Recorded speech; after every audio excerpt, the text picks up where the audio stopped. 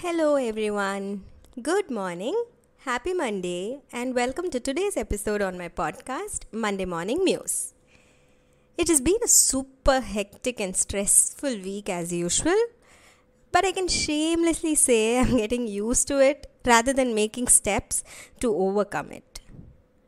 But yes, I have planned to look out for a job with a decent shift and work life balance. So nowadays, I kind of spend my time hunting for jobs as well. But otherwise, things are settling down with my son's school and his trauma of leaving us.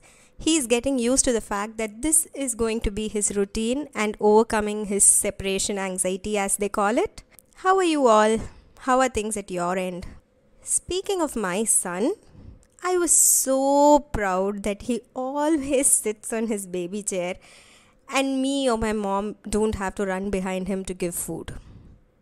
And one fine day, he proved me otherwise, and he started refusing food. And to make him eat like any normal mom, I took him out to the gate and started following distracted feeding. And to all the revolutionary moms out there who oppose this, I really don't have a choice when my son has to eat, especially on days he has to take medicines for his cold or cough. I prefer him to have the energy rather than following the new gen advices. So once in a while, we go to the gate and watch cows, dogs, school kids returning from school, a few kids flying kites, crows, a cat, our cat for the street, I can say, jumping from one house to another. And he gulps down his food as well, watching all these in amazement. And while giving him food, we have visitors. A few dogs, cows, crows. My son loves giving banana to the cows so much that we buy a bunch for him and a bunch for the cows in our weekly purchase. But I am not a huge fan of pets. I like to see them from a distance, but when it comes near me, I get panic attacks, especially dogs and cats. I have my own reasons of being chased by dogs as well in my childhood, but maybe that has caused the trauma. But until today, I am not a huge fan of having a dog or a cat in my house. But after my son came into my life, I've been having nothing but dogs around me when I reach the gate. I have to take double the quantity of food my son eats, and the lunchtime goes on like this: one mouth for Kairav and one mouth for the dog.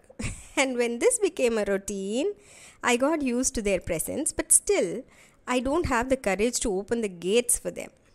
I still give them biscuits and rice, loaded with ghee or curd as my son likes it, but yes, maintain your distance with me is the policy throughout the process. And amidst all the dogs, there was one dog which seemed very humane for me. It was a black dog. So me and my son named him Blackie. And trust me, we have kept names for every dog on the street. But Blackie, somehow, he was very special to me. He looked tough and brave from the outside, and he was a real protector of our street. No one he doesn't recognize can pass through our street. He would bark his throat out from when they enter until they cross our street. It was like this street is my kingdom for him. Initially, I used to be so scared of him that if I see him on the road, I used to call my husband or dad to get out of the auto to enter into our house. After I started giving food to my son near the gate, he used to come and sniff. And with trembling hands, I somehow used to throw some biscuits outside the gate. Again, he used to sniff the biscuits, and with great disappointment, he'll hop away. I used to wonder as a kid, all I knew was dogs love biscuits. And I was thinking, why is this dog having an aversion to biscuits? Then I thought, okay, maybe I gave him the salted biscuits and I should try the regular sweet biscuits. Again, no, the same disappointed run. One day I was giving my son lunch. His favorite dal rice with loads of ghee and potato fry. Okay, now my mouth is watering. But yes, my son loves it. And I saw Blackie come stand in front of the gate. I didn't have biscuit in my hand, so my son was like, Amma, Blackie, why? Meaning, Amma, give him two. So I hesitantly and again with my trembling hands put outside the gate one round ball of rice, thinking, you wouldn't like biscuit, are you going to eat rice? But to my surprise, he relished it until the little last morsel. And he looked at me for more. I was so excited then, and I started giving him more and more. I understood he likes regular food. And then it was the next morning. It was time for me to test idli.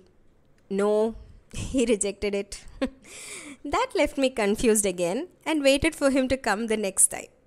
I was like waiting to understand him and his tastes, and I was like, what will I give Blackie today? Once after a week or so, I was giving my son curd rice, and there was Blackie enjoying every little ball of rice I gave him along with my son. That day, I realized he's no less than my son. I used to enjoy feeding him with all my love. I used to call him whenever he passes my gate, though sometimes he never turns back. But still, I kind of started having some sort of affection towards him. Then, I went to my native. Almost after a week, I returned and I saw Blackie was missing on the street, which is a very rare scenario. I kept looking at his house when I passed by to my office. Is he tied up inside? Is he sick? No idea. And I kept pestering my husband. Blackie is nowhere to be seen. Where is he? Is he okay? One fine evening when my son and my husband went out for a walk, they asked the grandpa in that house, where is your dog? He's nowhere to be seen. He said he started getting many complaints like people are not able to walk on the street and he keeps barking during the nights. So we took him and abandoned him someplace far away on the road. It made me feel a pain that I never experienced before for pets. I loved him. His looks, the way he used to wag his tail when I gave him rice loaded with ghee. Sometimes I even felt he is smiling at me. And these scenes, it kept coming back to me again and again and again.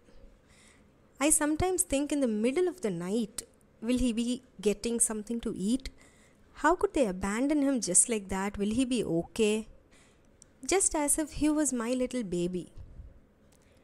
But do I have a choice to go around and search him? He wasn't even mine in the first place.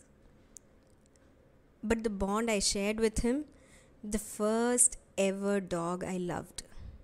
The first ever dog to whom I gave food. I will never be able to forget that.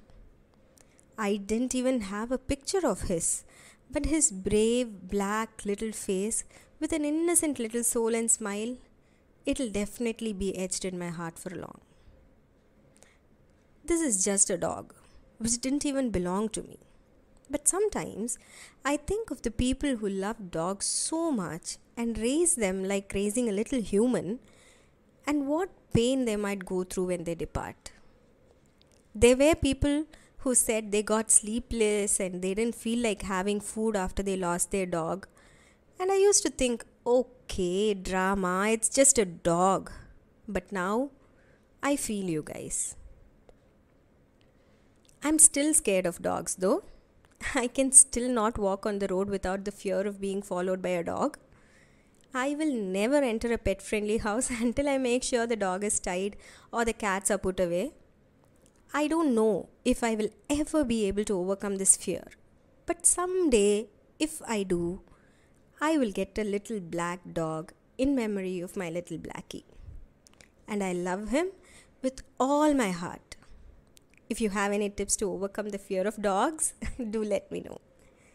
Thank you for listening to this episode and I hope you liked it. Request you to subscribe, like and pin your comments on this episode. I will be back again next Monday with another episode of Monday Morning Muse. Until then, spread peace and take care. Lots of love.